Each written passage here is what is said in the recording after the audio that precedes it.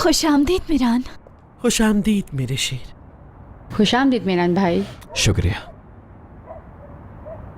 तुम्हारे अकेले होने से ये साबित है कि जो कुछ सुनने में आ रहा है वो सच है। क्या मतलब? मैं तुम्हारी बात समझा नहीं। तुम कहना क्या चाहती हो कोनल? मुझे गार्ड्स ने बताया है आजाद और रियान शादी कर रहे हैं। खैर मुझे पहले यकीन तो नहीं आया, लेकिन जब तुम्हें ऐसे देखा तो। ये गार्ड्स होते कौन है इस बारे में बात करने वाले? बेकार की बात।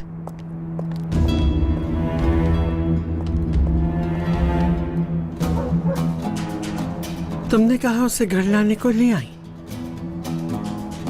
लेकिन अहम बात यह है कि उसको प्यार की जबान से घर में अपने साथ रखो, लेकिन तुम्हारी जबान के आगे आने वाला भी वापस चला जाए। शाबाश कोनल, शाबाश।